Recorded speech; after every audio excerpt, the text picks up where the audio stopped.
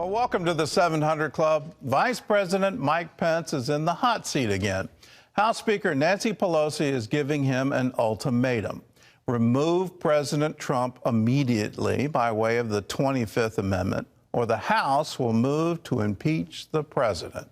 Meanwhile, federal authorities have made at least 60 arrests and opened 24 cases of domestic terrorism against rioters who invaded the Capitol last Wednesday. Dale Hurd has the story. House Speaker Nancy Pelosi is set to bring a resolution today calling on Vice President Pence and the cabinet to use the 25th Amendment to remove President Trump. But Pence is not expected to do so, and that means the Democrats will then turn to impeachment. Pelosi told CBS 60 Minutes program she's ready to impeach Trump a second time, something that has never been done in our nation's history. I like the 25th Amendment because it gets rid of him. He's out of office. But there is strong support in the Congress for impeaching the president a second time. Pelosi is readying a single article of impeachment, charging Trump with incitement of insurrection. At least 200 lawmakers support the resolution, but so far no Republican has publicly signed on. I think the best thing for the country to heal would be for him to resign. The next best thing is the 25th Amendment. But Republican Senator Ben Sasse said he would consider any impeachment articles brought by the House against President Trump. The president is blamed for inciting the violence at the Capitol with these words. We're going to the Capitol, and if you don't fight like hell, you're not going to have a country anymore. The president later tweeted, "Be peaceful," but it was too late. Rioters inside the Capitol could be heard chanting, "Hang Mike Pence." The attack left 5 people dead, including one Capitol police officer, Brian Sicknick, who died from injuries sustained during the attack. One of the rioters, Ashley Babbitt, was shot and killed by Capitol Police. Senators Lisa Murkowski and Pat Toomey have called on the president to resign. I think the best way for our country, Chuck, is for the president to resign and go away. But Senator Roy Blunt says there's no way the president could be removed from office before January 20th if he doesn't choose to resign. Meanwhile, there have been at least 60 arrests, and 25 domestic terrorism cases have been opened in the wake of Wednesday's Capitol breach, including Eric Gavelick of Munchell, Tennessee, allegedly seen with zip ties inside the Senate chamber, and Cleveland Grover Meredith Jr., accused of bringing an assault rifle to D.C. and threatening to kill House Speaker Nancy Pelosi. What happened at the Capitol has officials preparing to ramp up security for Joe Biden's inauguration. But so far, no plans to change the location of the event itself. Dale Hurd, CBN News. Well, it's tough making predictions in this environment, but I'm fairly certain Mike Pence isn't going to invoke the 25th Amendment. That amendment is designed for incapacity of the president. It's not designed for this kind of action. I don't think we have anything in the Constitution other than impeachment for this kind of action. So what will happen? There's just not enough time to have the full hearings that you need to have. So my prediction will be the Democrats will proceed with it and then table it and wait for the new Congress to be seated. And then after Joe Biden has had some time in office, probably 100 days, they'll bring it back up again. And the intent isn't to remove him from office, because obviously he won't be in office anymore. The intent will be to keep him from ever holding office again. And so that will be part of what the Senate will consider. And there'll be a trial on this. And we'll get to the bottom of what happened last Wednesday at the Capitol. I said it before, I'll say it again. I think the country owes a great debt of gratitude to Vice President Mike Pence and to the Senate Majority Leader Mitch McConnell. When it was the crunch time, they stood and they held to their oath of office and said, we will not overturn the results of an election. Now, you can disagree on was the election stolen or not, but the role of the Congress at that point in time on Wednesday was to merely count the electors, what the states had already ratified. And so we need to look into what happened. We certainly need to clean up our election procedures. We need to restore confidence in the ability of the ballot box to truly change our government. All of these things need to happen. We need to take a giant step back and take a long look at what happened in November, but also what happened last Wednesday. In other news, what do you do when riot breaks out around you? Well, that's what a CBN videographer faced when at the Capitol last Wednesday. John Jessup brings us his story from our bureau in Washington. John? That's right, Gordon. CBN News photojournalist Mario Gonzalez was there for a pre-scheduled interview with a member of Congress that was ultimately canceled. He ended up being there for about 13 hours. I asked him to walk me through that day through his own eyes. You were up on Capitol Hill way early Wednesday morning. Can you describe the scene? Because we knew that it was going to be a big day, I had to get there early. So I got there at about 4:45 in the morning. Just hoping and praying that there was a spot available. Some of the other cameramen on the location were kind of giggling and laughing at me as I walked up with all my gear.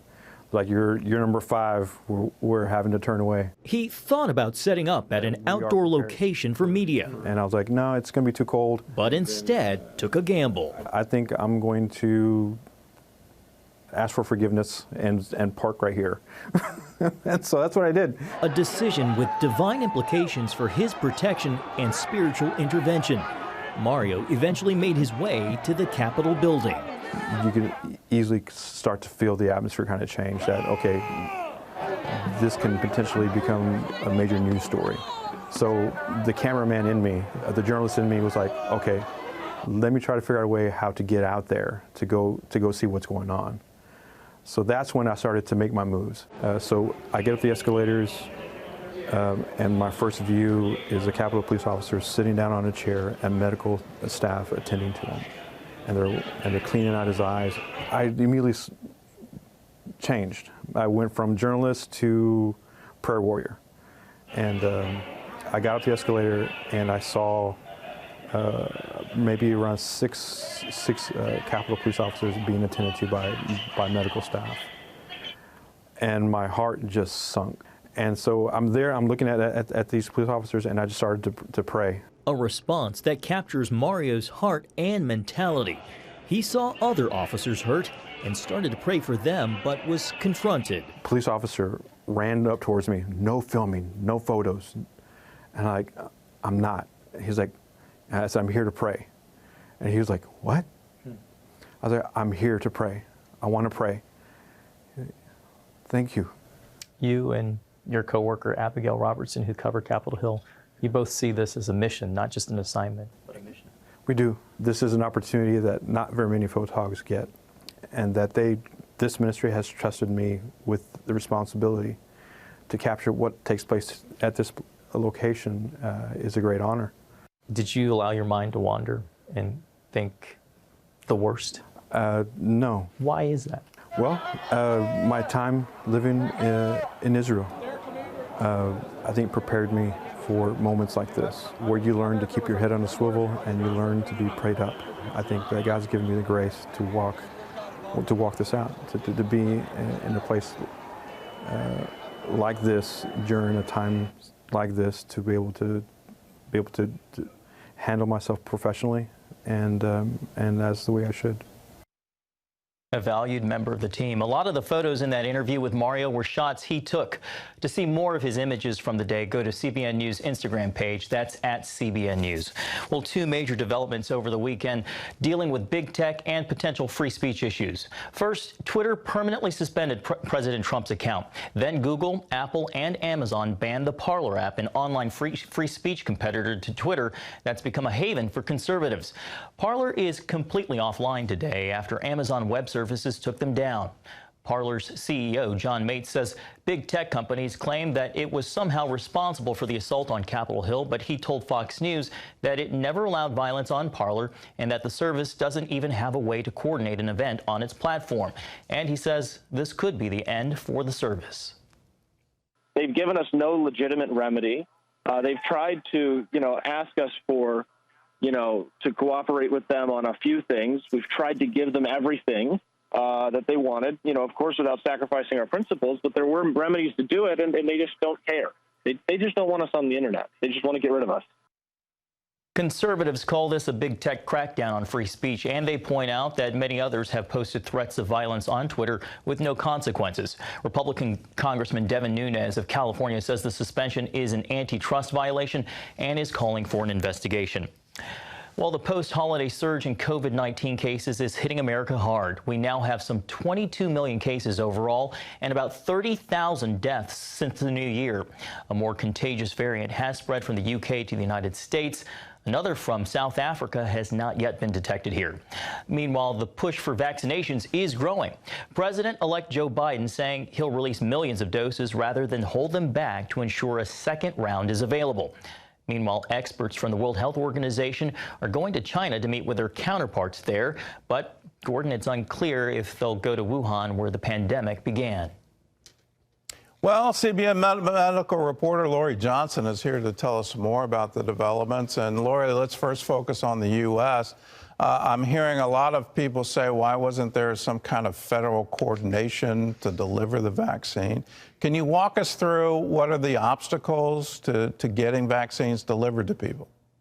Well, Gordon, each state is handling their own vaccine rollout, and the main obstacle up until now has been these constraints and these restrictions that the vaccine can only be given to people who are in nursing homes or also healthcare workers. And that's what the CDC advised, but that's going too slow. Only about a third of the vaccines that were distributed to the states in December have been put into the arms, and there's a lot of pressure on states to open up the vaccine availability to senior citizens who live at home. And so the good news is that's what we're seeing happening and starting to happen. So people who are living at home, who are over 75 and in some cases even over age 65, should contact their doctor or their local health department to sign up and see what's happening in their state and see how they might register and get an appointment for a vaccine if they want one.